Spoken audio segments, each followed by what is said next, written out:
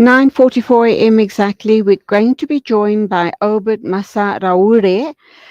He is with the Crisis in Zimbabwe Coalition. They are based in Zimbabwe, and we're talking about quite an important issue. What they claiming is that years ago, South Africa was warned about the migrant crisis.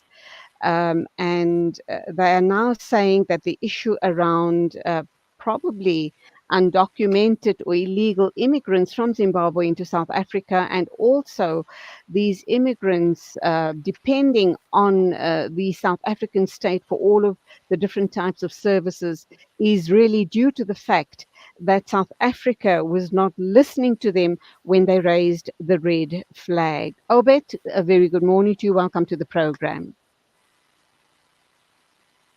Morning, thanks for having me. I'm having challenges hearing what you're saying, but whenever I have problems hearing what you're saying, I will raise it. Okay, let me start that opening line once again. You are saying, as the Zimbabwe Coalition, that you have warned South Africa years ago about the looming migrant crisis into South Africa.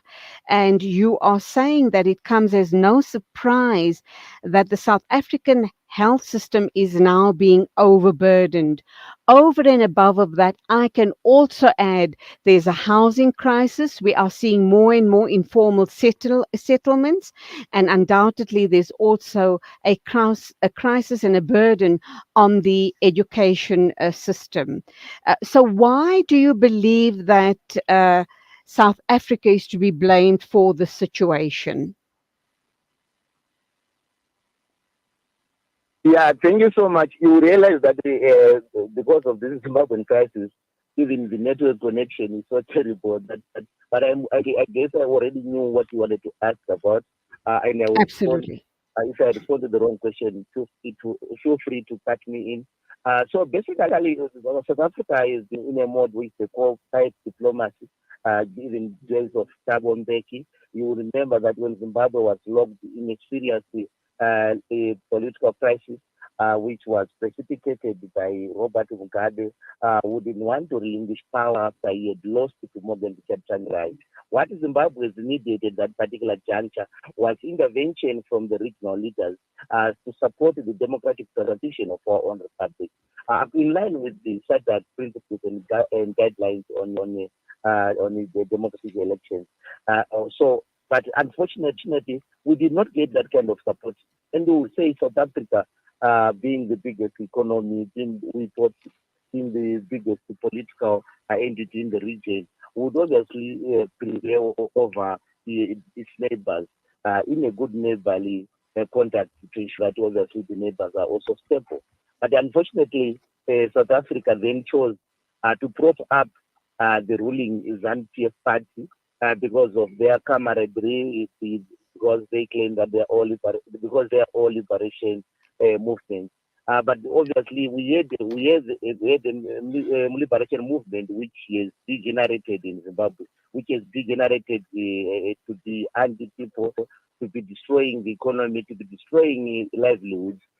So under circumstances, we would expect that if this ANC, the sister party, is really genuine, is for the people, they would look at the situation and say, you have lost an election, Robert Mugabe. It's time for you to hand over power and move on. But instead, they came in, even the tried to whip in the opposition.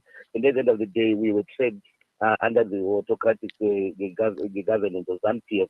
And because of the failure at governance level, this is now obviously had a negative impact on our economic progress as a nation. So the economic meltdown, then which triggers the immigration crisis in South Africa, is born out of the political crisis in Zimbabwe. So if Zimbabwe can be able to deal with its political crisis, it can have a more stable economy. It can have a better home for its own people. People won't be scrambling to cross the border to South Africa, but they will give opportunities back home. So we blame the policy of the ANC government. It's not only Mbeki, but definitely on this policy by the ANC government they don't even condemn whatever ZANU-PF does. In the 2018 election, after people were shot on the streets, we would expect the region, the regional leaders, to condemn such barbaric acts because they are all bound by the guidelines and principles which they set together in SADC. But unfortunately, in the region, we do get that kind of support. Okay, okay. Yes, Obert, Obert, you are saying that the coalition, you as the coalition says that it's time for South Africa to stop mollycoddling ZANU PF. You also say that if South Africa wants to save itself and avoid bloodshed, it must take decisive action. What do you mean by that? unfortunately, I can't hear you right now. Like I said, my network is horrible right now. I can hardly hear what you're. Okay, let's leave it there. The line is very bad. No point in furthering the discussion. Thank you. Thank you for being on the show. But we do need to end the interview. The line is very bad. Pointless. If you can't hear me, you aren't able to respond to my questions. Okay, that was the Crisis in Zimbabwe Coalition. They're based in Zimbabwe.